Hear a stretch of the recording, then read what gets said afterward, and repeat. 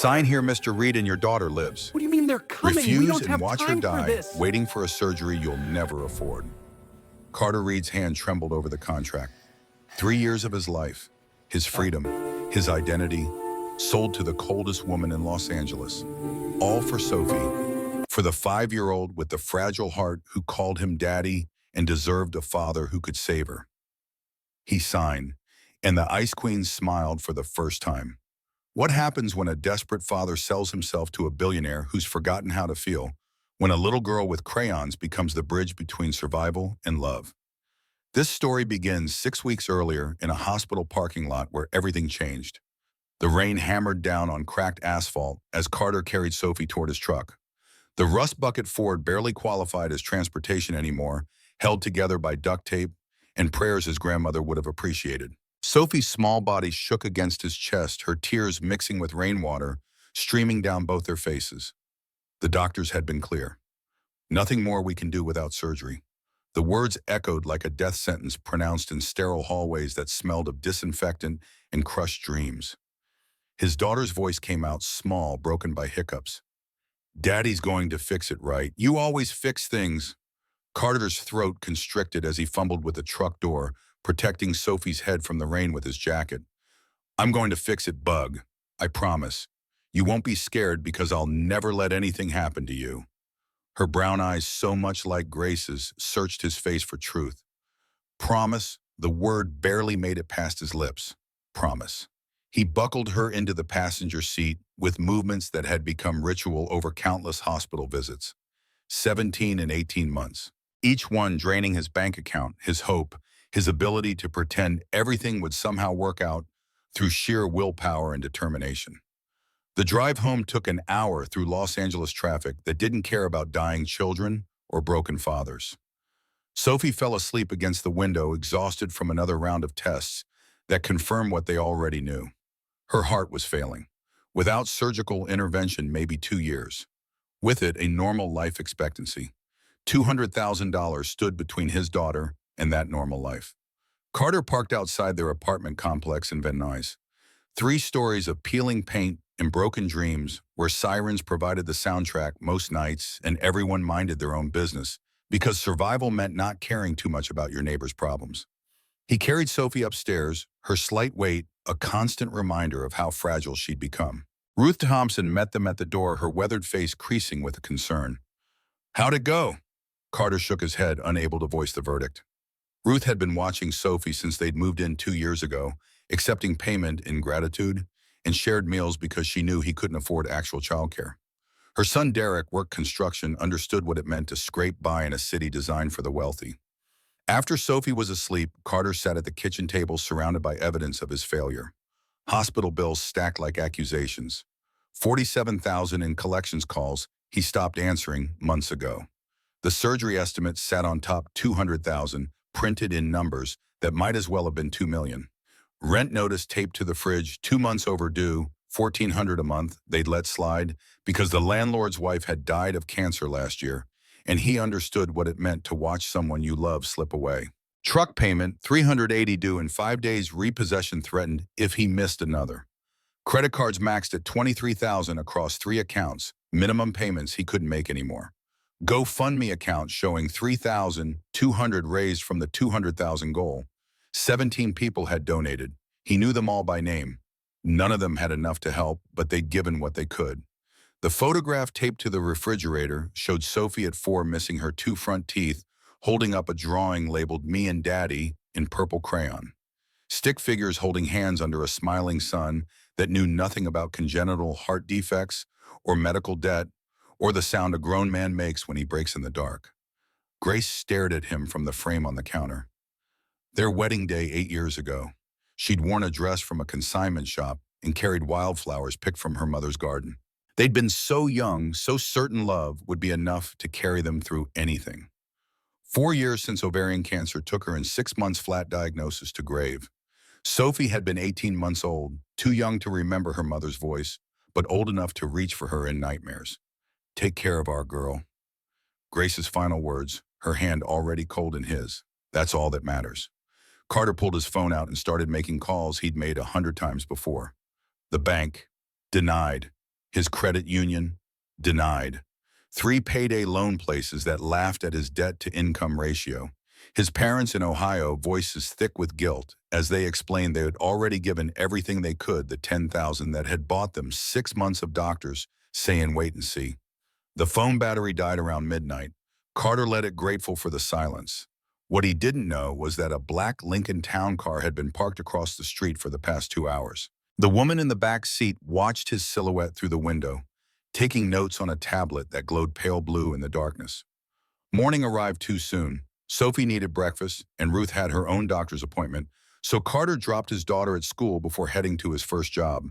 The Johnsons in Sherman Oaks had a burst pipe under their kitchen sink, water damage spreading across hardwood floors that probably cost more than his truck.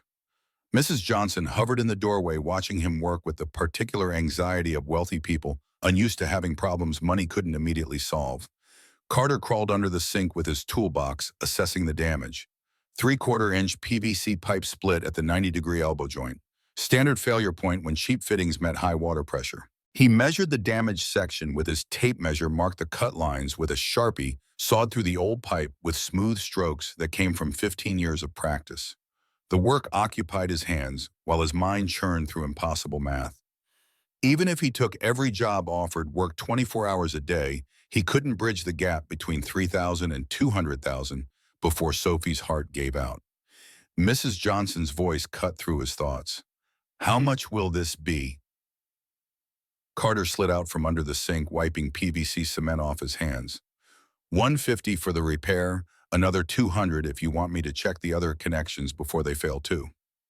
Her mouth tightened. $200 for looking at pipes.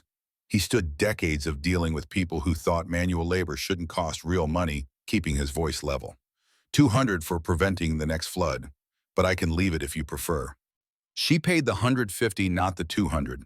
He drove to the next job, a roof patch in Burbank that would take 30 minutes, and paid $200 if the homeowner didn't negotiate down. His phone rang as he pulled into the driveway. Ruth's number. Carter, Sophie's running a fever.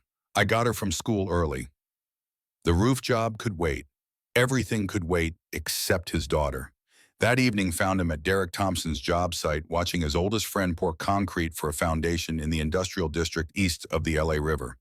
Derek looked up from smoothing the wet cement, taking in whatever showed on Carter's face. You look like hammered trash, brother. Thanks for the observation. Sophie still need that surgery. Carter nodded, not trusting his voice. Derek straightened, wiping concrete dust off his forearms. Asked you before. I got some savings. No. The word came out harder than intended. You got 4 kids to feed. I'll figure it out. Just how The question hung in the humid air between them, unanswerable. Derek studied him with the frank assessment of someone who'd known him since high school, who'd been his best man at the wedding and a pallbearer at Grace's funeral. When Grace died, you told me you'd never love anybody again, that you'd had your shot and it was enough. Carter's jaw tightened. So sometimes a man's gotta swallow his pride to save his family. My old man worked it for rich folks up in Pacific Palisades before he passed. They pay good when they want something. You got skills they don't have. Maybe somebody out there needs a man who can fix anything. The seed of an idea planted itself, though Carter wouldn't recognize it until much later. Across the city, 63 floors above the streets where Carter struggled to survive, Nora Cross stood at her office window, watching the sun set over Los Angeles. Her corner suite at Cross Industries occupied the kind of real estate that made architectural magazines salivate: glass walls, minimalist furniture, a single white orchid in a crystal vase that cost more than most people spent on groceries in a month. Her assistant Audrey entered, carrying a leather folder, her professional mask firmly in place despite the late hour. What do you mean they're coming? The full background check you requested. Carter Reed. Nora turned from the window.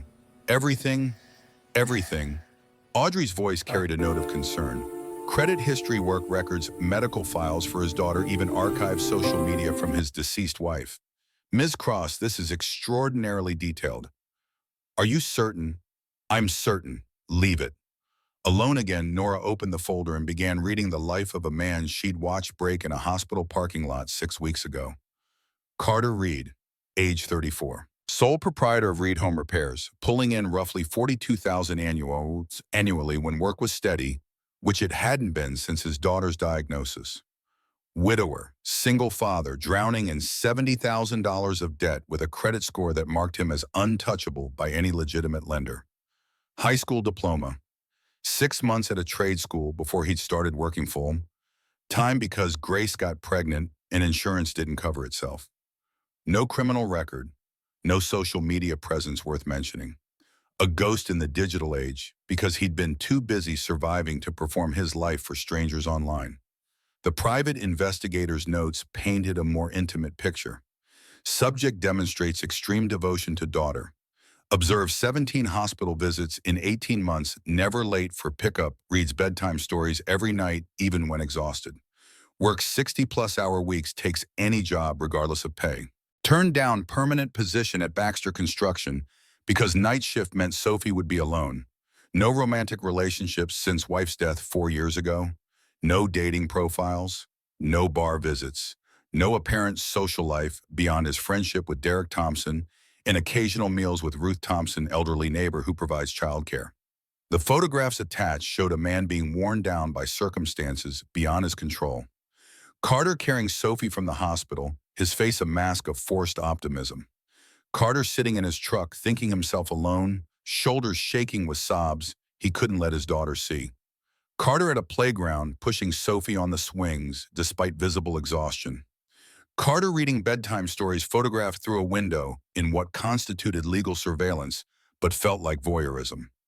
Nora's finger traced the image of him crying in the truck. She'd been there that day, 6 weeks ago, leaving a lunch meeting with potential investors who'd spent 2 hours explaining why a woman couldn't possibly understand the technology sector despite her engineering degree and 10 years running her father's company. She'd seen Carter in the parking lot and told her driver to wait, watching this stranger fall apart with a completeness that suggested he'd been holding himself together through sheer will until that moment. She'd watched him wipe his face, put on a smile, drive away to whatever came next, and she'd made a decision that would change both their lives. Her phone call to her investigator that night had been brief. Find out everything about that man. Everything. Now reading the results of 6 weeks of surveillance, Nora recognized something she'd been searching for without knowing it. A man who wouldn't manipulate her, who would do anything for his child, who looked at her that day in the parking lot like she was just another person in an expensive suit, not a wallet with legs and a target on her back. Not like Julian had looked at her 3 years ago before she'd realized his interest in her company exceeded his interest in her. Not like the board members who still spoke to her chest instead of her face during quarterly reviews.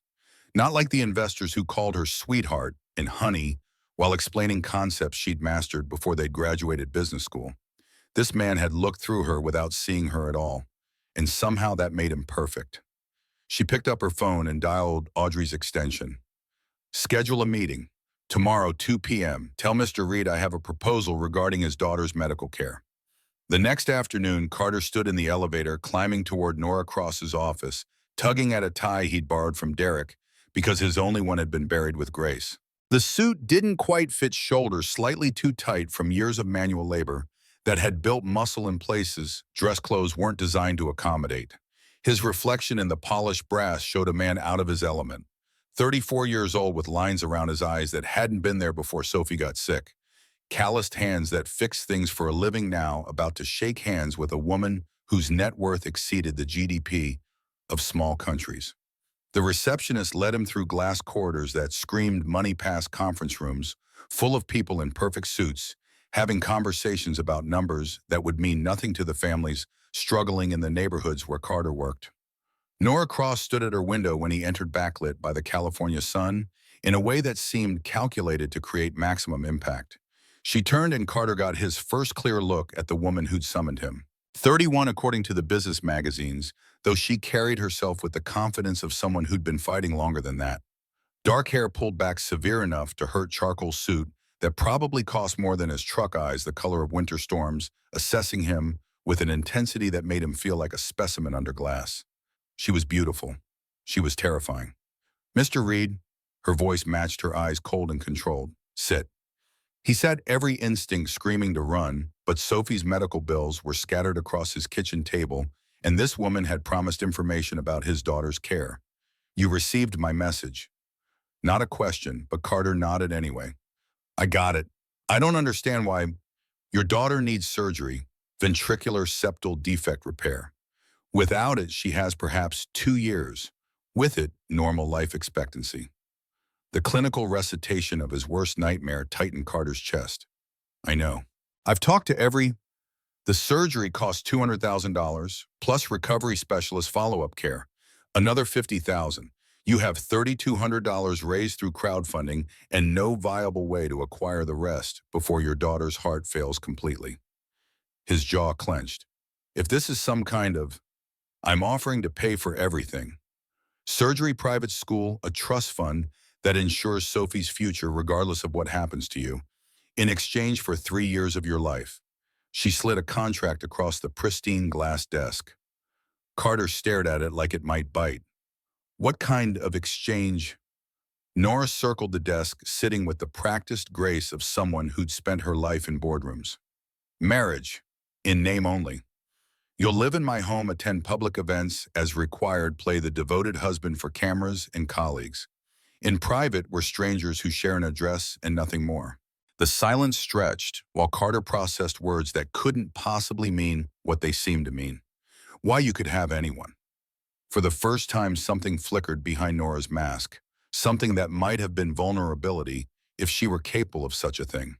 I'm facing a hostile board of directors, 6 men who believe a woman can't run her father's company.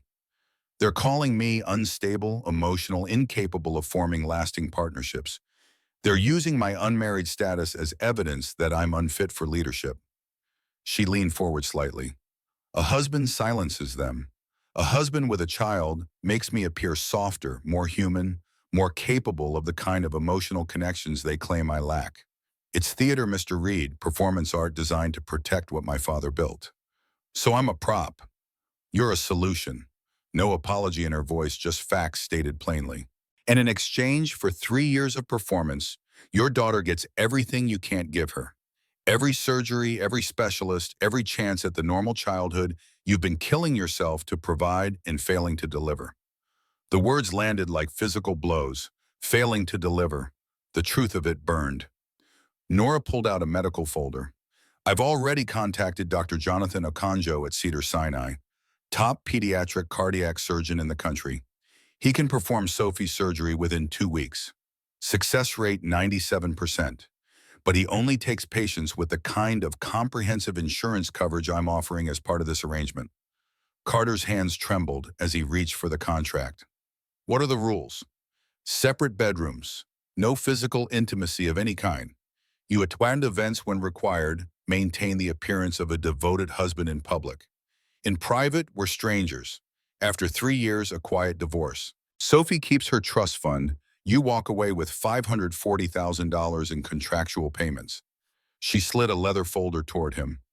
Full contract, 347 pages. Have it reviewed by an attorney. I can't afford a lawyer. I know. Her voice softened microscopically.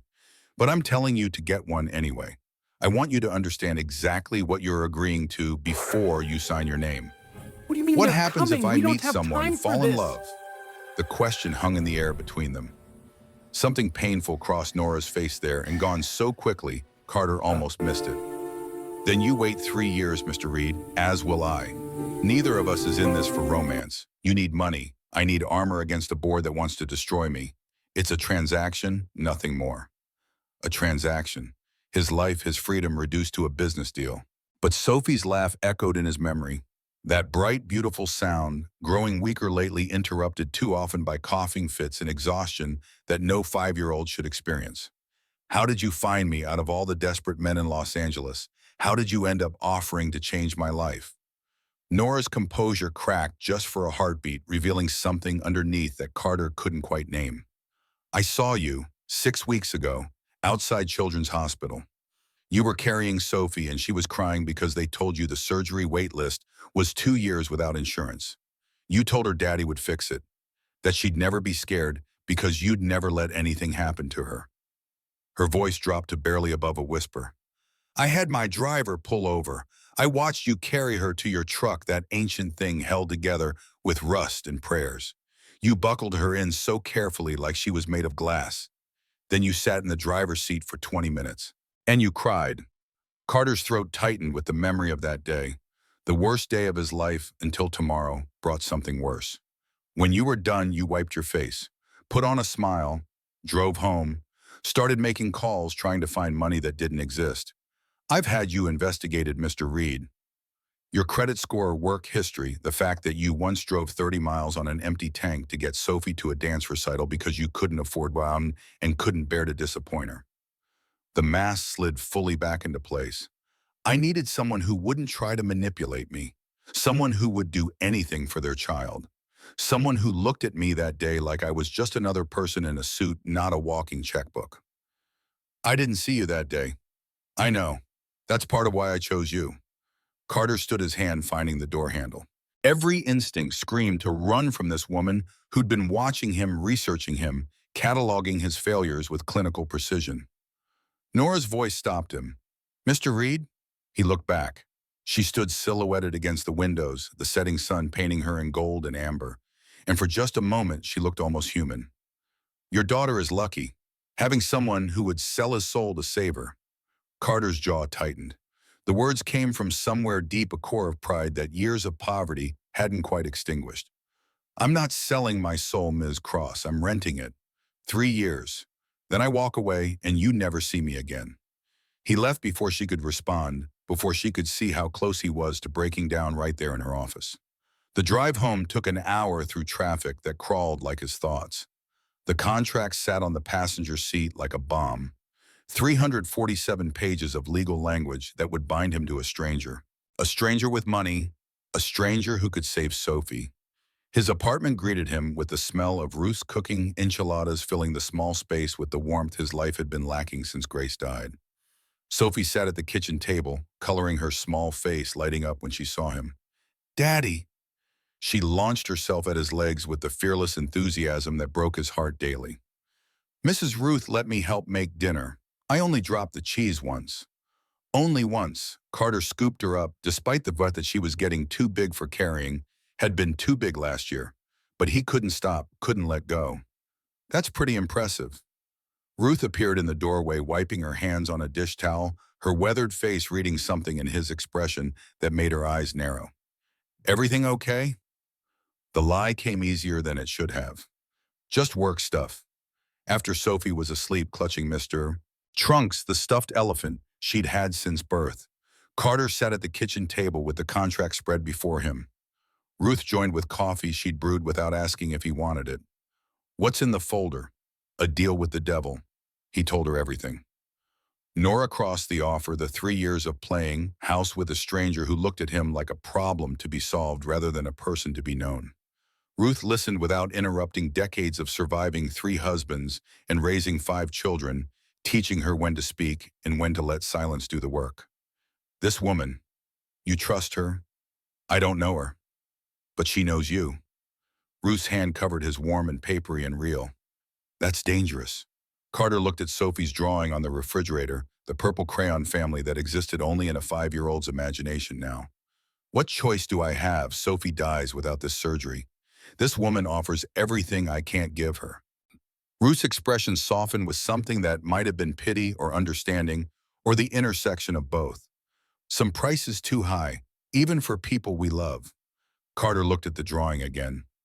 Grace smiling down from heaven in purple crayon that Sophie insisted was the color of angel wings in her mother's eyes, though Grace's eyes had been brown. Facts didn't matter when you were 5 and missing the mother you barely remembered. Not this price. I'd do anything for her. He pulled out a pen and started signing. Every page, every initial required. 347 times he wrote his name, each signature, feeling like a piece of himself being sold off page by page. 3 days later, on a Tuesday morning in early January, Carter stood in a courthouse downtown wearing the suit he'd worn to Grace's funeral. Sophie bounced beside him in her yellow dress, the one she'd picked out herself because she was the sunshine in this wedding, which she'd learned from some movie Ruth let her watch. No guests, no flowers, no music. Just a judge who'd performed this ceremony 10,000 times. Two lawyers making sure every I was dotted and T was crossed, and Nora Cross looking like she was about to close a merger rather than get married. The judge droned through the ceremony with the enthusiasm of a man counting down to retirement. Do you, Nora Cross, take Carter Reed to be your lawfully wedded husband? I do. No hesitation, just a business transaction being finalized. Do you, Carter Reed, take Nora Cross to be your lawfully wedded wife? Carter looked down at Sophie, who stared up at him with absolute trust that Daddy would fix everything. Looked at Nora, who watched him with those storm gray eyes that revealed nothing. I do. You may kiss the bride.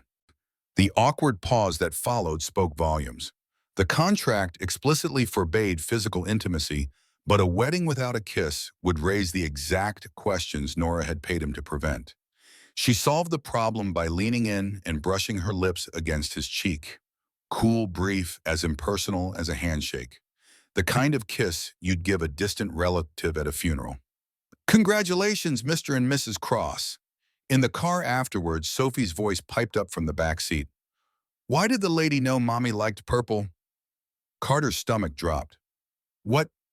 Yesterday when we saw my new room, everything purple like Mommy's favorite color.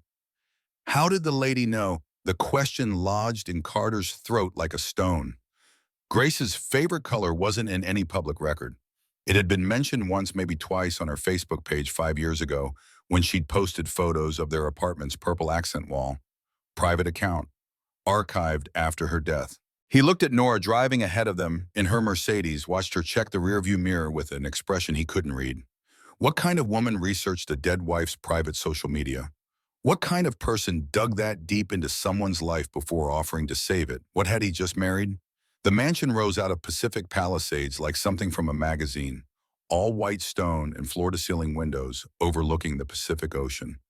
10,000 square feet of empty space designed for entertaining people who never came furnished with pieces that cost more than cars and probably weren't meant to be touched. Margaret, the housekeeper, met them at the door, her stern face softening slightly when she saw Sophie clutching Mr. Trunks. Your rooms are in the East Wing. Mrs. Cross's suite occupies the West Wing.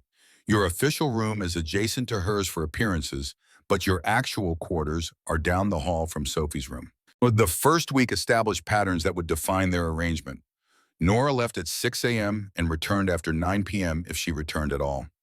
Carter maintained the house because sitting idle felt like accepting charity, fixing a leaking faucet in the guest bathroom, repairing loose deck boards on the terrace, occupying himself with work that kept his hands busy and his mind from dwelling on the surreal nature of his new life.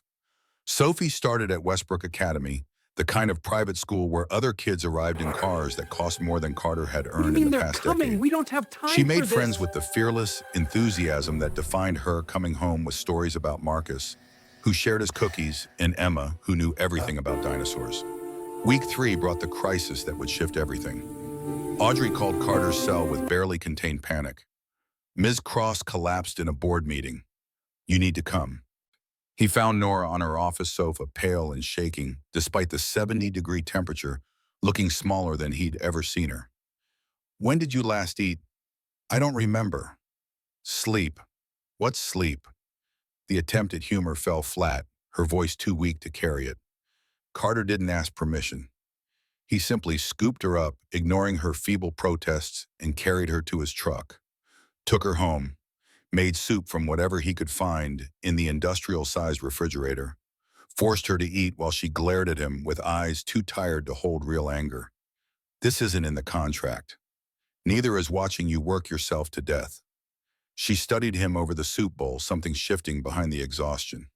Why do you care? The question caught him off guard. He cared because she was human, because letting someone destroy themselves felt wrong even when that person had essentially bought him like furniture. But saying that felt like admitting something he wasn't ready to examine. Eat your soup. She did, and something between them shifted in ways neither understood yet. February arrived with Sophie's health improving through regular specialist care, her color better, her energy returning. The crisis came on a Thursday night, March 3rd at 3 a.m., when the house monitor in Sophie's room transmitted the sound that triggered every parental instinct Carter possessed. Sophie struggling to breathe. He ran through dark hallways, his heart hammering against his ribs, burst through her door to find her sitting up in bed, gasping for air that wouldn't come. Her lips had that bluish tinge he'd been trained to watch for the color that meant her heart couldn't pump enough oxygen to keep her alive. Bug, look at me. Look at Daddy. She couldn't speak, her small chest heaving with effort, her eyes wide with the kind of terror that no child should ever experience. Carter grabbed his phone, dialed 911, then remembered Nora's promise that she had medical teams on calls 24/7. He ran downstairs, 3 steps at a time, pounded on her bedroom door hard enough to rattle the frame. Nora, I need help. The door flew open. Nora stood there in silk pajamas, her hair wild from sleep, but her eyes instantly alert with the kind of focus that explained how she'd survived in a world designed to destroy her. What? Sophie, she can't breathe. Everything about Nora transformed. The Ice Queen vanished, replaced by someone capable of moving mountains through sheer force of will. She grabbed her phone. This is Nora Cross. I need my medical team at the Palisades residence immediately. Pediatric cardiac emergency. Get Dr. Okonjo on the phone now. I don't care what time it is. Find him. They ran upstairs together. Sophie's condition had worsened in the 90 seconds Carter had been gone, her skin taking on that grayish cast that meant her body was shutting down from lack of oxygen. Nora knelt beside the bed. Sophie, listen to me. You're being very brave. The doctors are coming and they're going to help you feel better. Can you keep being brave just a little longer? Sophie's eyes found Nora's. The question came out barely audible. Are you scared? Yes, very scared. The honesty seemed to comfort Sophie more than any lie could have. Me too. Then we'll be scared together. The next 4 hours blurred into a nightmare of sirens and helicopter blades and medical teams moving with a choreographed precision. Dr. Okonjo himself appeared within 40 minutes, having been helicoptered in from wherever Nora's money and influence could reach. Sophie's oxygen levels dropped. Nora stayed on the phone calling in favors, arranging an operating room at Cedars-Sinai, making sure every person and piece of equipment needed for emergency cardiac surgery materialized like she could bend reality through determination. The surgical prep room smelled like antiseptic and fear. Sophie lay on a gurney too big for her small body, an oxygen mask covering half her face, her eyes heavy with sedatives. Carter leaned down, pressing his forehead to hers. Daddy's here, Bug, not going anywhere. Promise, promise. Sophie's gaze drifted to Nora standing in the corner. Is the lady staying too? Nora crossed the room, knelt beside the gurney. I'm staying. We'll be scared together, remember? Sophie smiled behind the oxygen mask. Good. Dr. Okonjo appeared in surgical scrubs. We're ready for her. The next 4 hours Carter spent in a waiting room designed for people in hell. Nora sat beside him, neither speaking. Her hand finding his sometime during the first hour and not letting go. Hour 1 passed in silence. Hour 2 brought Nora's fingers tightening around his. Hour 3 brought the breaking point. If she doesn't make it, she will.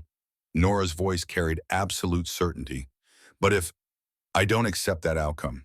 Hour 4 stretched into eternity until Dr. Okonjo appeared still in surgical scrubs, his face showing the exhaustion of performing miracles.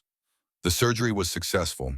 Sophie's in recovery, asking for someone named Mr. Trunks. Carter collapsed. The sob that escaped him came from somewhere so deep he hadn't known it existed, all the fear and desperation and helpless terror of the past 4 hours pouring out in a sound that belonged to wounded animals and broken fathers. Nora caught him before he hit the floor, her arms wrapping around him while he shattered, holding him together through sheer force of will, while he fell apart. She's okay. She's okay. She's okay.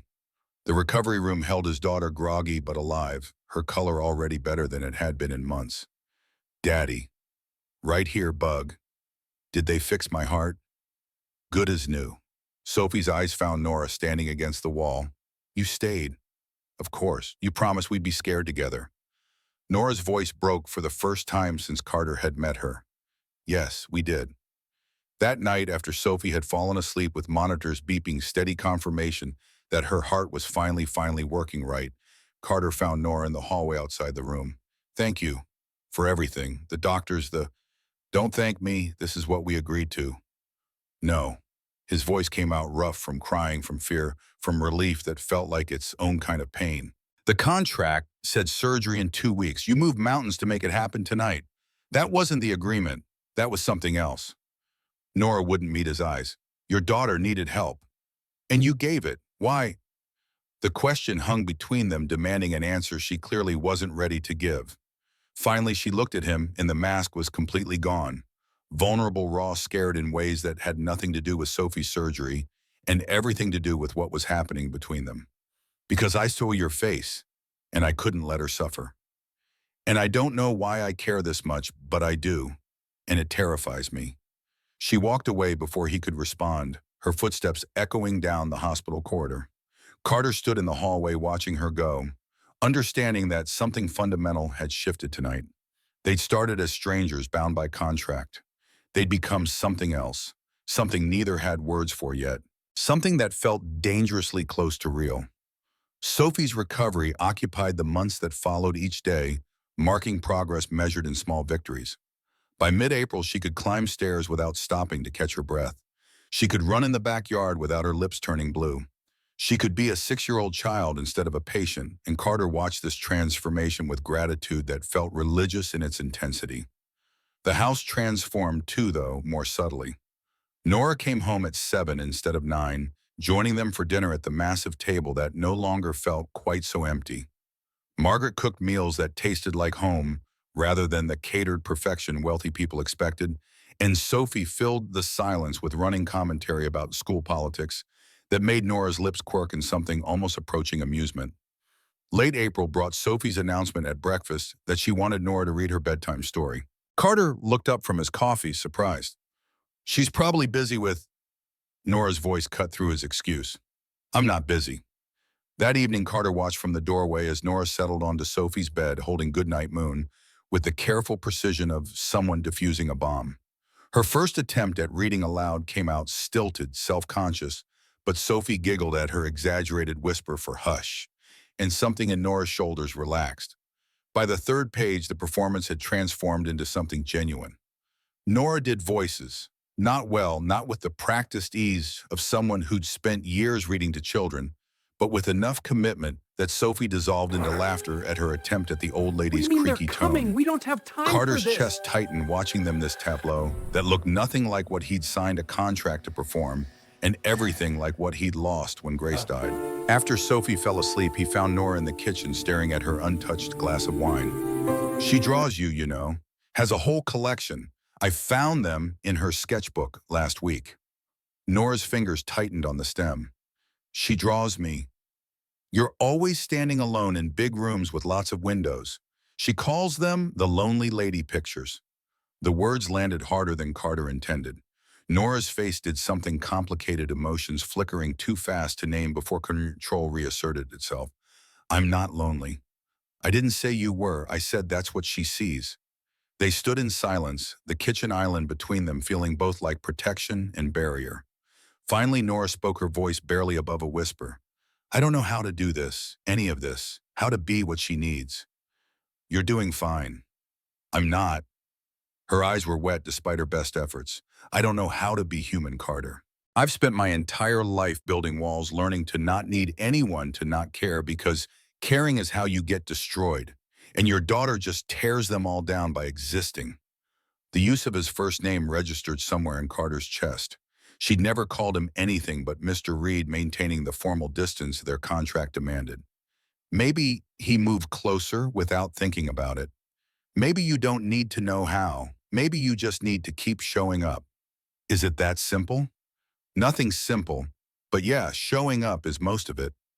May arrived with jacaranda trees blooming purple across Los Angeles, and Sophie's 6th birthday party gathered in the backyard on a Saturday afternoon. Just Ruth and Derek, a handful of kids from Westbrook Academy, and enough balloons to suggest someone had gone slightly overboard with party planning. Nora had taken the entire day off work, shocking Audrey into visible concern about her boss's mental state. She'd helped Sophie frost the stegosaurus-shaped cake, getting more icing on herself than the dinosaur, and Carter had captured the moment on his phone because some things deserve to be remembered. Sophie blew out candles, her wish whispered loud enough for everyone to hear. I wish that Mommy could meet Nora in heaven so they could be friends. The backyard went quiet. Sophie looked around, confused by the sudden tension. What? They'd be friends. Mommy was nice and Nora's nice, and that's what nice people do. Ruth recovered first, her laugh breaking the spell. You're absolutely right, sweetie. That's exactly what they'd do. But Nora had disappeared into the house, and Carter found her in the kitchen with her back to the door, shoulders shaking in a way that suggested crying, except Nora Cross didn't cry. Hey! He kept his distance, respecting the space she'd built around herself. She didn't mean... I know what she meant. Nora's voice came out rough. She thinks I'm nice. She thinks I'm someone her mother would like, and I don't know how to do any of this. I don't know how to be what she needs. You're already what she needs. You show up. You care, that's all there is. It can't be that simple. It is, actually. She turned and her eyes were wet despite her best efforts. Your daughter just told 30 people that she wants me to meet her dead mother in heaven. She thinks I'm worth introducing to the woman you loved. And I don't deserve that. I bought you. I manipulated circumstances. I'm not... Carter's hand came up, cupping her face, and she leaned into the touch like someone starving for human contact. The contract says, forget the contract. He kissed her, gentle questioning, giving her every chance to pull away. She didn't. Her hands fisted in his shirt, pulling him closer, and the kiss deepened into something that felt less like breaking rules and more like discovering truth. When they broke apart, both breathing hard, Nora whispered against his lips, "That was a violation." "I know. We should amend the agreement. Or we could just see what happens." Her laugh came out shaky. "I don't know how to do that either." "Then we'll figure it out together." The next day, a Sunday in late May, Dominic Castellano arrived at the mansion with revised contract documents. Nora's attorney moved through the world with the confident precision of someone who billed $800 an hour and earned every penny. Mrs. Cross asked me to draft an addendum allowing mutual romantic affection between parties, superseding the physical intimacy prohibition in the original agreement. Carter read through the legalese, recognizing the attempt to quantify something that defied measurement. Then he reached the new clause buried in paragraph 7. His blood went cold. "What's this?" Dominic's expression remained professionally neutral. "Standard protection clause. If the romantic relationship terminates before the contract's 3-year completion date, Mr. Reed forfeits all custody rights to Sophie Reed, as medical and educational coverage were contingent on the marriage remaining intact." The words rearranged themselves in Carter's head, forming a picture he didn't want to see. If I leave, I lose my daughter. If the relationship ends prematurely, the benefit structure collapses. Ms. Cross is protecting her investment. Carter looked at Nora, who stood at the window with her back to him. "Is this real? You're using my daughter as leverage?" She turned and her face showed nothing. The Ice Queen had returned, all vulnerability from yesterday's kitchen conversation buried under layers of protective calculation. "I'm ensuring the agreement's integrity. You entered this contract for Sophie's benefit. If you choose to terminate early, you forfeit those benefits. That includes custody of a child whose medical needs you cannot independently provide for." The truth of it burned. Without Nora's money, without the trust fund and insurance and specialists on call, he couldn't keep Sophie alive. She'd weaponized his poverty and his love, turning both into chains. "You know I can't leave." "That's the point." Carter signed the amendment because what choice did he have? But something had broken between them. Some fragile possibility crushed under the weight of legal strategy and self-protection masquerading as business sense. June and July passed in uneasy détente. They maintained routines, family dinners, bedtime stories, the rhythms of cohabitation, but the warmth from the kiss had frozen under a contractual reality. August brought oppressive heat, and Derek finding Carter at a job site in Pasadena, replacing rotted fascia boards on a craftsman bungalow. "You look worse than usual," which is saying something. But that Carter didn't look up from measuring the board length. "Thanks for the support. Ruth told me about the birthday party. Said Nora took the day off, played nice with the kids, whole 9 yards. Derek handed up a nail gun. Also said you've been walking around like someone kicked your dog. She put a clause in the contract. If I leave, I lose custody of Sophie." Derek whistled low. "That's cold. That's business." Carter positioned the board, fired 3 nails in quick succession. Can't even be mad about it. She's protecting herself. From what the question hit harder than intended. From what exactly? From him falling in love and leaving. From her falling in love and getting hurt. From the messy reality that humans weren't interchangeable parts in a corporate merger. I don't know, man. I don't know anything anymore. Derek climbed up the ladder, settling beside him on the roof. My old man used to say the rich are different. Not better, not worse, just different. They think in terms of assets and liabilities, protection and risk. Your Nora, she's probably never had someone want her for something other than money. She's not my Nora. Right. And I'm not sitting on a roof watching you mope about a woman you definitely don't have feelings for. Carter fired another nail harder than necessary. The contract ends in 2 years. Then she goes back to her world and I go back to mine. You really believe that? He didn't answer because the truth was too complicated and the lie was too obvious. September arrived with an embossed invitation on heavy cardstock, Cross Industries annual charity gala, Beverly Hills Hotel, Saturday, October 10th. Black tie required. Spouses expected. Performance scheduled. Nora's stylist appeared at the mansion with garment bags and opinions, transforming Carter into someone who looked like he belonged in rooms where champagne cost more per glass than he used to make per day. The tuxedo fit perfectly because, of course, it did, tailored to measurements someone had taken without his knowledge. Sophie watched the preparation with wide eyes. You look like a prince, Daddy. Princes don't have calluses and scars from busted knuckles. The best ones do. Nora appeared in the doorway, and Carter forgot how to breathe. Her gown looked like liquid, midnight black silk that caught light in ways that seemed physically impossible, cut to emphasize elegance rather than sexuality, What do you mean they're though the coming? effect We was don't have equally time for devastating. this. Her hair was down for once, falling in waves over bare shoulders, and she wore diamonds that probably cost more than his truck had when it was new. She was beautiful. She was terrifying. She was his wife in name and increasingly in fact, and he had no idea how to navigate the distance between those realities.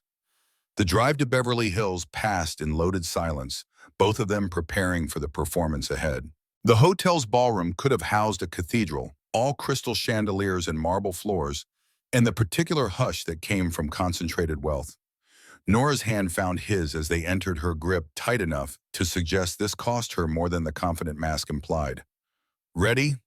No, but let's do it anyway. The evening unfolded in a blur of introductions and small talk with people whose names Carter forgot as soon as he heard them. Board members who assessed him with the particular disdain reserved for those who married above their station. Investors who made polite conversation while calculating his net worth and finding him wanting. Harold Brennan materialized with the inevitability of a tax audit. The handyman husband, I've heard so much about you. His tone made clear that none of what he'd heard had been complimentary. Carter's smile stayed professional through sheer force of will. And I've heard you're the backbone of Cross Industries. 20 years on the board, right? 23, I knew Nora's father. Built this company with him. His gaze drifted to Nora across the room. He'd have opinions about how it's being run now. The implication landed with surgical precision. Carter's jaw tightened. Seems like it's running pretty well.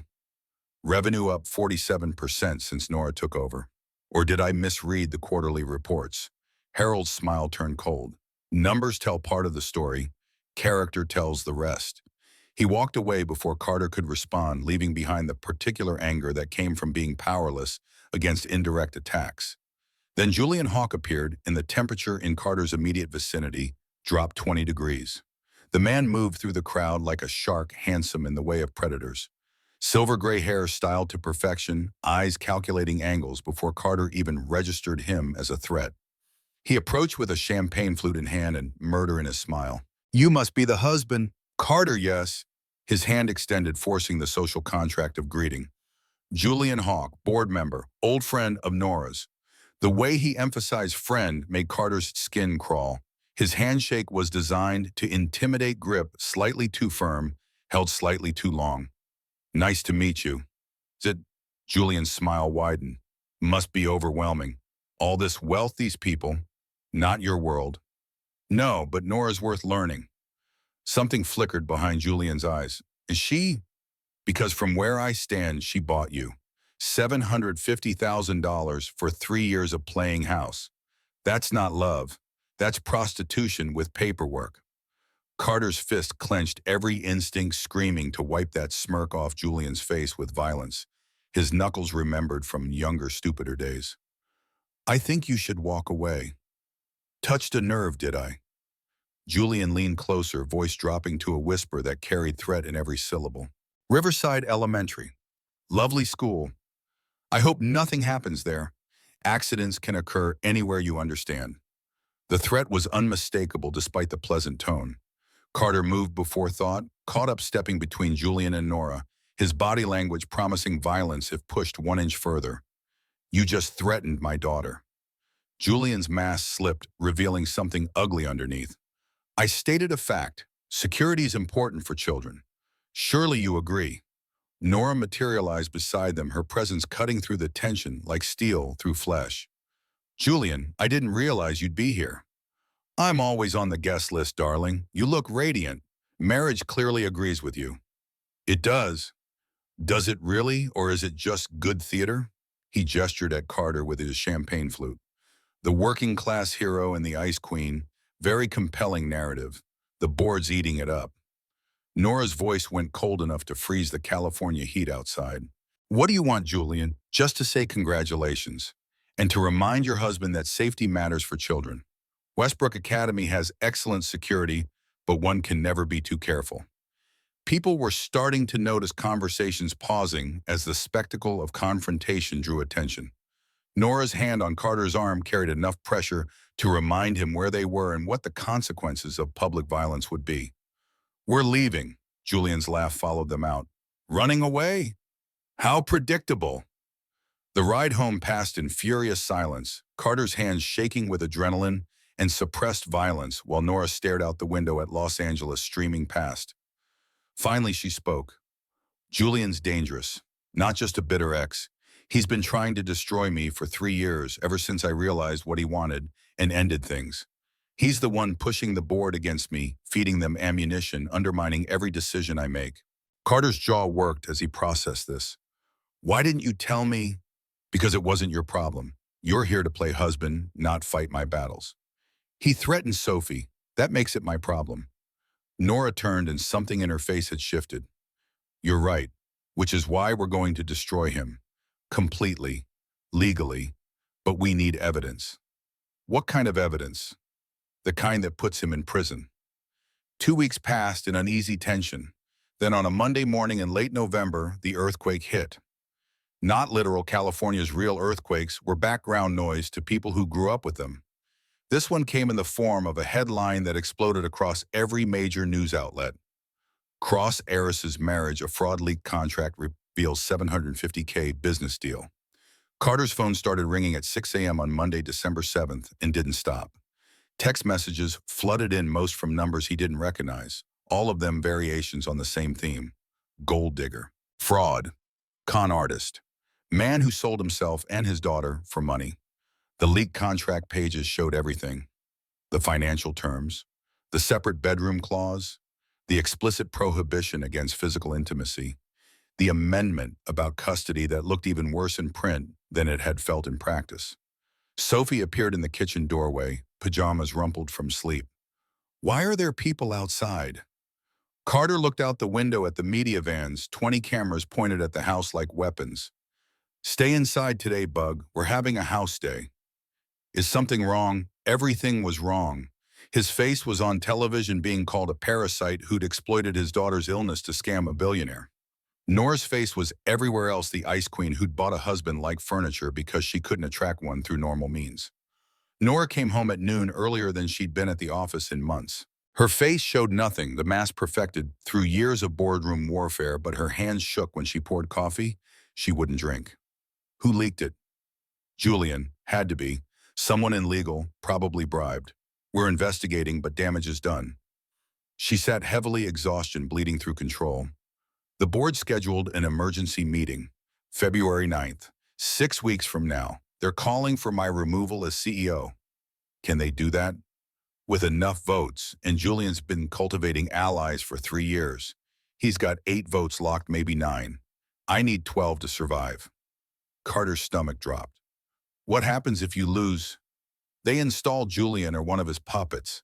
Everything my father built gets dismantled and sold for parts.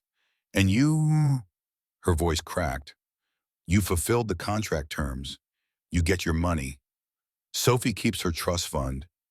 You walk away clean. I don't want to walk away. The words surprised them both. Nora looked at him like he'd spoken a foreign language, her carefully constructed understanding of their arrangement fracturing under the weight of a statement that shouldn't have been possible. The contract is just paper. Has been for months. You know that. She stood abruptly, putting distance between them, like proximity was dangerous. Don't. Don't say things that complicate this further. We had an agreement. I needed protection. You needed money. That's all this was. Is that really all it is? Carter stood too, closing the distance she'd created. Because the woman who helicoptered specialists in at 3 a.m. for my daughter, who reads bedtime stories with funny voices, even though it embarrasses her, who looks at me sometimes like I'm the first real thing she has seen in years, that woman isn't operating on contract terms. That woman cares. What do you mean Caring is how we you don't get have destroyed. time for this. Or how you become human. Nora's phone rang, shattering the moment. She listened for 10 seconds, and her face went absolutely still. Say that again. A pause. I'll tell him. She hung up, looking at Carter with something that might have been respect or fear or both. That was my head of security. Julian just called you. Your phone's in your truck. You need to listen to that voicemail. The message played on speaker, Julian's smooth voice filling the kitchen. Mr. Reed, we should talk. I have a proposition that benefits everyone. $5 million, cash. In exchange for your testimony that the marriage was fraud from the beginning, that Nora manipulated you, used your daughter's illness as leverage. With your statement, the board removes her. You take the money, start fresh somewhere, away from all this ugliness. Think about it. You could give Sophie the life she deserves. I'll call back tomorrow for your answer. The message ended. Silence filled the kitchen, broken only by distant camera clicks outside. Nora's voice came out flat. He's offering you a way out, 5 times what I'm paying you, plus freedom from the contract from me from all of this. Carter deleted the message. Call your lawyer. I'm going to need a wire. What? If Julian wants to have a conversation about bribery and conspiracy, let's make sure it's recorded. Legal? Admissible? He met her eyes. I told you we're destroying him. So let's get started. 3 days later, on Thursday, December 10th, Carter sat across from Julian Hawk in a coffee shop in Santa Monica, wearing a wire under his shirt that itched like guilt he didn't feel. Julian looked pleased with himself, confident in the way of men who'd never faced real consequences. You came. I wasn't sure you would. You offered $5 million. That's a lot of money. It is. Enough to disappear. Start over somewhere without cameras and scandal. Give Sophie a normal childhood. Julian leaned forward, voice dropping to conspiratorial intimacy. Nora destroyed you. Your reputation, your privacy, your dignity. She bought you like livestock, and now you're being slaughtered in the press. You don't owe her anything. What exactly do you want me to say? The truth, that the marriage was always fake, that she manipulated you, used Sophie's illness as leverage, forced you into an arrangement that benefited her while exploiting your desperation. The board just needs confirmation to move against her. Carter's jaw clenched, playing the role. And if I do this, you guarantee the money. $5 million, offshore account, untraceable. You testify, you get paid, you disappear. Simple transaction. Like the contract, Julian smiled. Exactly like the contract. Except this time you're the one in control. Carter let the silence stretch, watching Julian's confidence grow with each passing second. Finally, he leaned back, crossing his arms. Here's what I think. I think you've never loved anyone in your entire life. I think you don't know what it feels like to have someone believe in you for who you are, not what you can give them. Julian's smile froze. Excuse me. You asked if what I feel is real or just gratitude. The answer is both. Yes, it started as a contract. Yes, I was desperate. Yes, she saved my daughter. But that's not why I love her. He leaned forward, voice dropping low enough that the wire would catch every word. I love her because she's terrified of connection and tries anyway. I love her because she makes funny voices reading bedtime stories. I love her because she looks at my daughter like she's the most precious thing in the world. And I love her because she's spent 3 years fighting men like you who think money matters more than character. Julian's face had gone red. You're making a mistake. No, you made the mistake. Thinking everyone's for sale. Thinking love is something you can negotiate away with the right price. Carter stood. I may be broke, but I'm not pathetic. I'm a father who'd do anything for his daughter. I'm a husband who keeps his promises. And I'm a man who will sleep well tonight knowing I didn't sell my soul for money. Keep your 5 million. He walked out of the coffee shop, leaving Julian sputtering behind him, the wire having recorded every word of a bribery attempt that would look devastating to any jury. The investigation took 8 weeks. Garrett Klein, the forensic accountant, worked through Christmas and New Year's with the dedication of someone who loved numbers more than people. Sienna Monroe, the private investigator, had contacts that reached into places legal scrutiny couldn't touch. By late January, they had a case. $12 million siphoned from Cross Industries over 3 years through fake consulting contracts, shell companies registered in Delaware, offshore accounts in the Caymans. Julian's fingerprints were everywhere once you knew where to look, hidden in budget adjustments and expense reports that should have triggered audits but hadn't, because he'd cultivated relationships with the right people, including Gloria Winter's board member and Julian's secret lover, who'd been feeding him insider information and helping cover tracks in exchange for promises of power when he took over. The conspiracy went deeper than anyone expected. Julian wasn't just stealing money. He'd been systematically buying Cross Industries stock through proxies, positioning himself for a hostile takeover. If the board removed Nora and installed him as interim CEO, he'd own enough shares to sell the company to competitors who'd been circling for years. We have him. Sienna spread documents across Nora's dining table on Saturday, February 6th, 3 days before the board meeting. Email trails, financial records, testimony from an accountant he fired who's willing to testify. This isn't circumstantial. This is criminal prosecution material. Nora studied the evidence with focused intensity. The board meets Monday.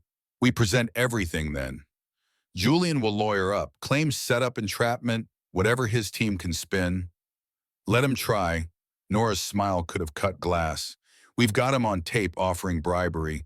We've got financial records showing theft. We've got testimony from multiple sources. Facts don't care about narrative. Monday, February 9th arrived cold and clear. The boardroom occupied the 63rd floor with views that made lesser mortals contemplate their insignificance. 15 chairs arranged around polished mahogany, each representing millions in company value and decades of accumulated power. Harold Brennan called the emergency session to order. We're here to discuss Nora Cross's fitness to continue as CEO of Cross Industries. The floor is open. Julian leaned back with the confidence of someone holding aces. I'll be brief. The leaked contract proves what we've suspected for 3 years. Nora Cross is incapable of genuine human connection, resorted to purchasing a husband for appearances, and has shown consistent poor judgment that undermines shareholder confidence. Gloria Winters nodded agreement. The marriage fraud calls into question every decision she's made. If she'll deceive the public about something this fundamental, what else is she hiding? 8 hands showed support for removal. Carter counted from his seat against the wall, calculating odds that looked impossible. Nora stood, her charcoal suit armor, against attacks she'd been preparing for since her father's funeral. I've served this company for 10 years. Revenue increased 47% under my leadership. We expanded into 3 new markets. Employee satisfaction reached historic highs. Whatever you think of my personal choices, my professional record stands without apology. The issue isn't competence. Julian's voice carried oil-slick smoothness. It's character. You lied to this board, created false impressions. That's not leadership. That's fraud. Carter stood from his unauthorized seat. I'd like to speak. Harold's gavel cracked. Mr. Reed, this is a board meeting, and I'm the subject of this conversation. I have the right to address accusations against my wife. Harold considered, then gestured permission with visible reluctance. Carter moved to the front, acutely aware of every eye tracking him. You're right, the marriage started as a contract. I needed money for my daughter's surgery. Nora needed a husband for board optics. We made a deal. He let the words settle, watching Julian's smile grow. But here's what the contract didn't include. It didn't include Nora helicoptering specialists in at 3 a.m. when Sophie stopped breathing, sitting in a hospital waiting room for 4 hours holding my hand, learning to read bedtime stories because a 6-year-old asked. His voice strengthened. You can't contract away humanity. You can't contract away caring when someone's scared. You can't contract away falling in love with someone who sees you as a person instead of a transaction. He turned directly to Julian. Mr. Hawk tried to bribe me, offered $5 million to lie about Nora. I refused, not because of any contract, because I love her. What do you mean they're And coming? because We men don't have like time him for will this. never understand that some things can't be bought. Harold leaned forward. Mr. Hawk, is this true? That's a lie. I never. Dominic Castellano pressed a button that filled the room with Julian's recorded voice offering $5 million for testimony. The conversation played in its entirety, every incriminating word captured on wire. The boardroom erupted. Julian's face went from confident to furious between heartbeats. Gloria looked like she wanted to disappear. That's entrapment. He was wearing a wire. Legal. Dominic's voice cut through chaos. Single-party consent state. Mr. Reed was a participant fully authorized to record. And bribery is bribery regardless of how it's documented. Harold's gavel restored order. This is deeply concerning, but it's not evidence of broader wrongdoing. Actually, it is. Garrett Klein stood projecting spreadsheets that made several board members squint. I've spent 8 weeks analyzing cross-industries financials. I found $12 million in irregular transactions over 3 years, fake consulting contracts, shell companies, offshore accounts, all connected to Julian Hawk. Sienna Monroe appeared with her laptop. That someone is Gloria Winters. Phone records show 347 calls between them over 2 years. Email trails discussing our company and after we take over. Bank records showing deposits matching theft dates, and photographs documenting a romantic relationship. The images weren't explicit, but were unmistakably intimate.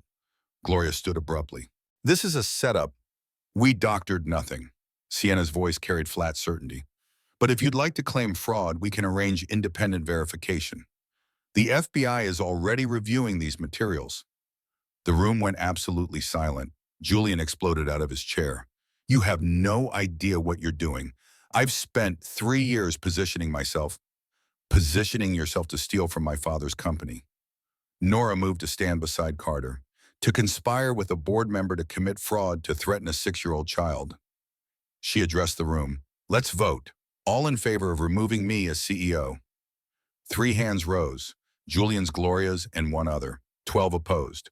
Motion fails. Board confirms me as CEO with full confidence. Harold's gavel fell with finality. Security will escort you from the building, Mr. Hawk. You're terminated effective immediately. Gloria Winters, the same applies. Legal will contact both of you regarding restitution and criminal charges. Julian's mask shattered completely. You think you won?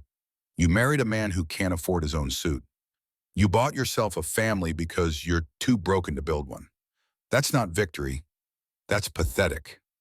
Carter's hand found Nora's. I may be broke, but I'm not pathetic. I'm a father who'd do anything for his daughter. I'm a husband who keeps his promises. And I'm a man who'll sleep well tonight, knowing I didn't sell my soul for money. Security escorted Julian out, his threats dissolving into incoherent fury. Outside afterward, Nora and Carter stood in the parking garage, neither quite ready to return home. You did it. Nora's laugh came out shaky. We did it. I couldn't have done it without your testimony.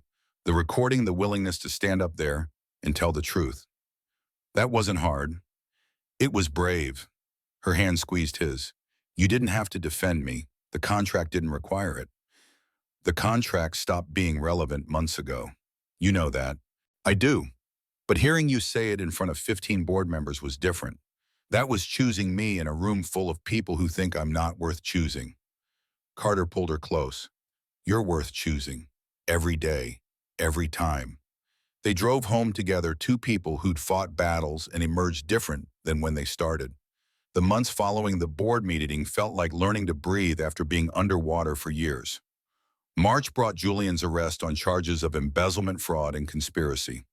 Gloria Winters negotiated a plea deal that included testifying against him in exchange for reduced charges. The FBI investigation expanded into corners of corporate Los Angeles that had been operating in shadows for decades.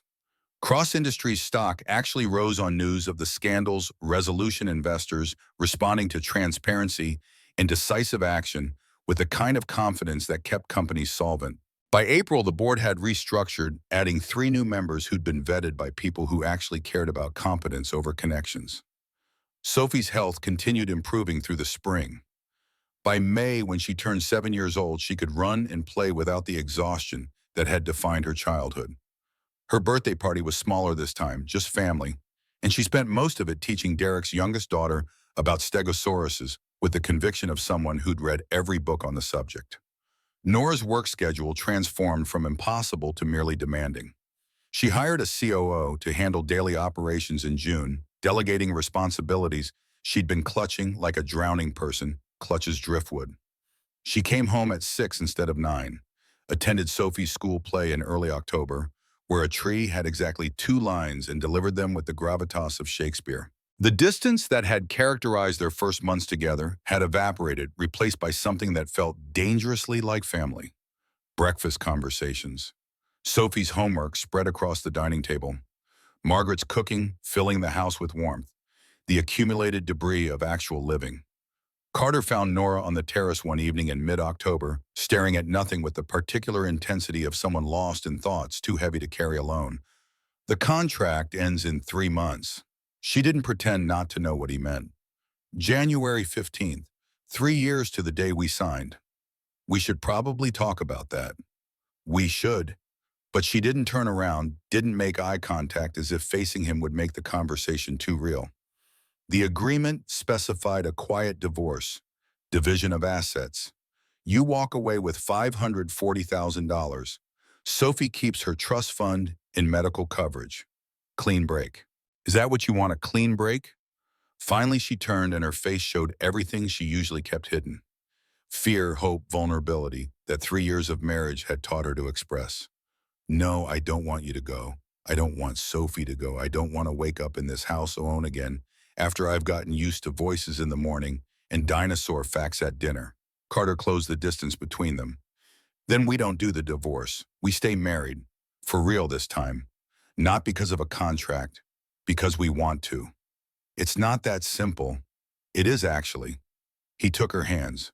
Nora Cross, I love you. I've loved you since you held my hand in that hospital waiting room. I've loved you through scandals and boardrooms and bedtime stories. And I'll love you long after any contract expires. Tears tracked down her face, her composure finally shattered. Are you asking me to marry you? I'm asking you to stay married to me.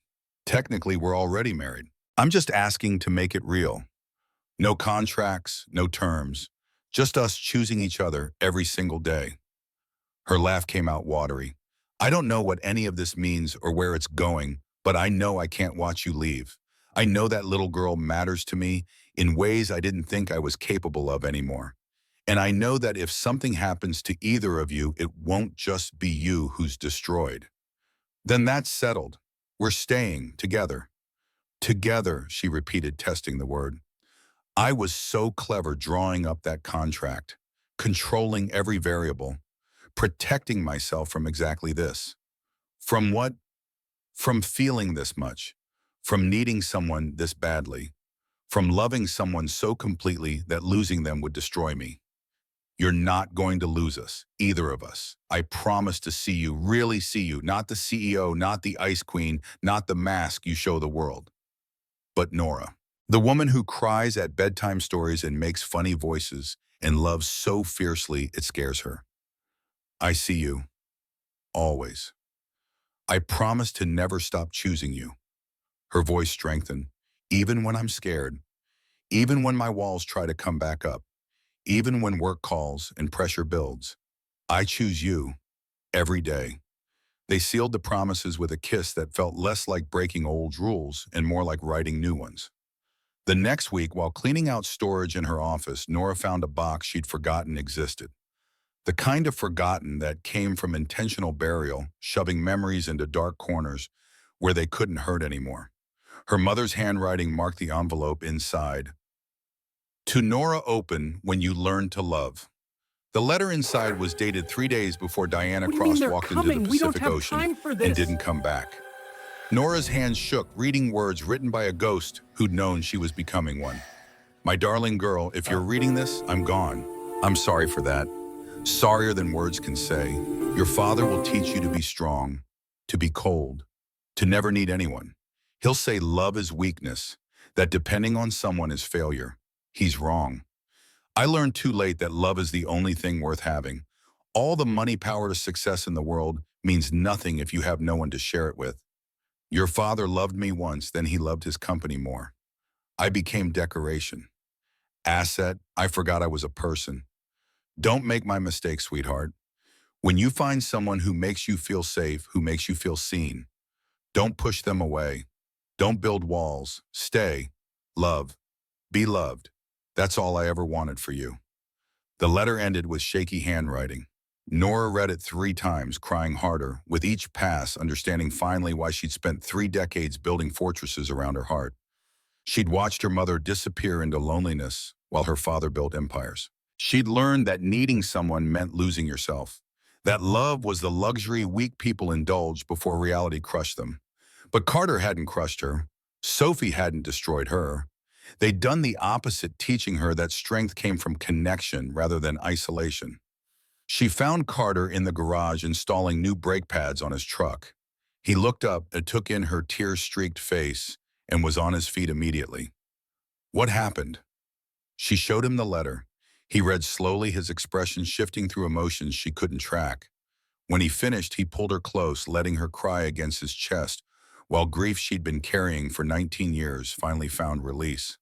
My mother killed herself. I was 12. I never knew why, never understood.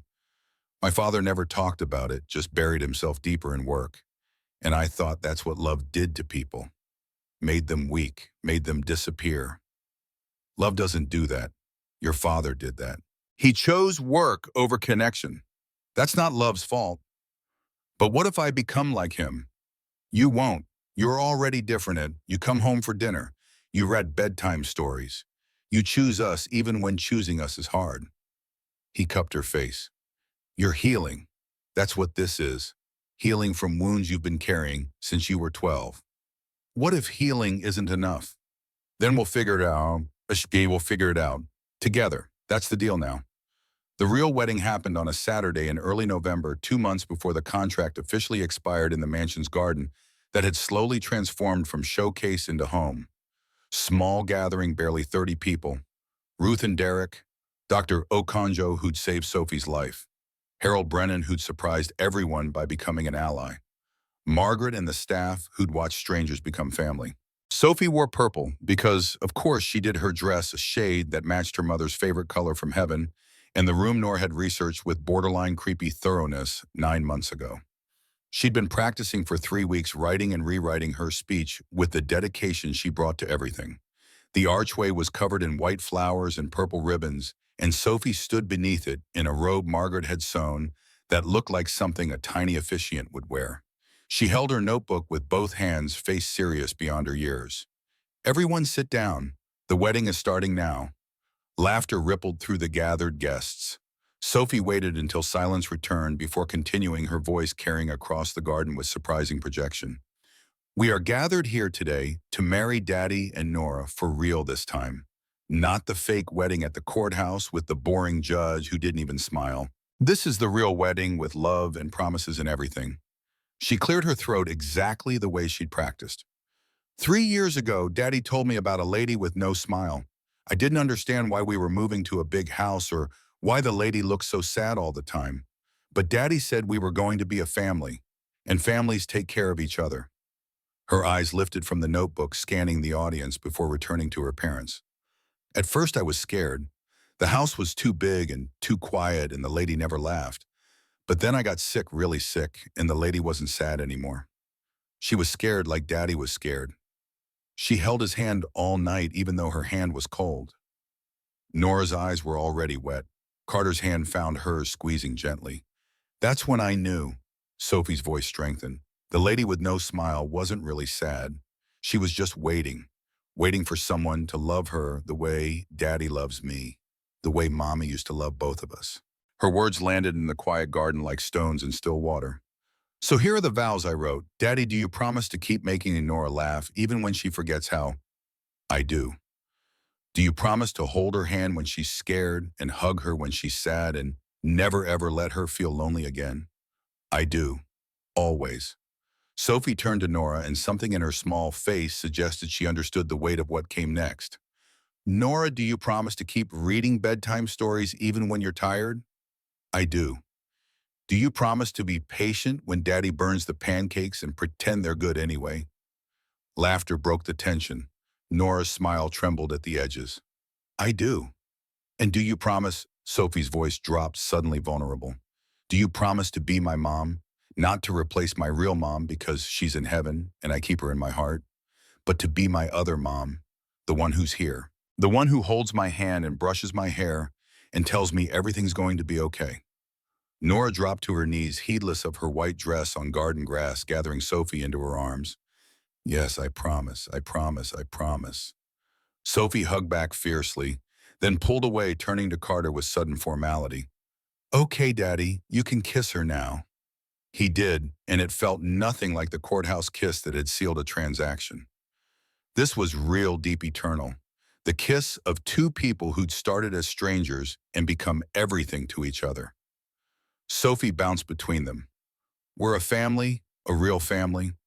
A three-way hug, messy and imperfect and absolutely perfect. Dr. Okonjo wiped his eyes. Ruth cried openly. Even Harold Brennan looked suspiciously misty. The reception spilled across the garden and into the house casual celebration that felt miles away from the charity gala that had introduced Julian's threats. Sophie commanded attention, explaining to anyone who'd listen that she was officially an officiant now and available for weddings, bar mitzvahs, and birthday parties. As the sun set over the Pacific painting, the sky in shades of gold and crimson, Carter found Nora on their terrace. She stood against the railing, her wedding dress catching the fading light. Hiding from your own wedding? Savoring it. There's a difference, she turned. I keep thinking about the contract, 347 pages designed to protect me from exactly this. From what? From caring this much, from being so happy, it's terrifying. He joined her at the railing. Is it terrifying? Absolutely, but I'd rather be terrified with you than safe without you. They stood watching the sunset, two people who'd started as a transaction and become something neither had words for, except the obvious ones. Love, family, home. 6 months later, on a Tuesday morning in late April, Nora appeared in the kitchen where Carter was attempting pancakes that would inevitably burn because some things never changed. Sophie sat at the table, summer vacation approaching like infinite possibility. She turned 8 in May, all gangly limbs and confidence that came from having a heart that worked properly and parents who showed up. I have news. Carter looked up from the pancake disaster. Good news or bad news? Depends on perspective. Nora's face showed something that might have been nervousness or excitement. I'm pregnant. The spatula clattered to the floor. Sophie's head snapped up from her dinosaur coloring book. A baby. The scream could probably be heard in 3 counties. Sophie launched from her chair, wrapping herself around Nora's legs with full-body commitment. I'm going to be a big sister. Can we name it Purple? Can it sleep in my room? Can I teach it about stegosauruses? Nora laughed, stroking Sophie's hair. We'll figure out the details. Right now, it's very small, about the size of a blueberry. I love blueberries. Carter stood frozen, processing information that felt too good to be real. We're having a baby. We're having a baby. Nora's voice carried equal parts fear and joy. I know it wasn't planned, but it's perfect. He crossed the kitchen, gathering both of them into his arms. Wife and daughter and the future growing inside Nora that represented everything their transaction had never accounted for. It's absolutely perfect. Sophie wedged herself between them. When baby comes, will you still have time for me? Nora knelt, bringing herself to Sophie's eye level. Sophie Reed, listen very carefully. There will never be a day when I don't have time for you. Never. You are my daughter, the one who taught me how to love, who showed me that family isn't about blood. It's about choice, and every single day I choose you. Promise, promise. Sophie considered this with childhood gravity. Good, because I choose you too. Both of you. and the blueberry baby.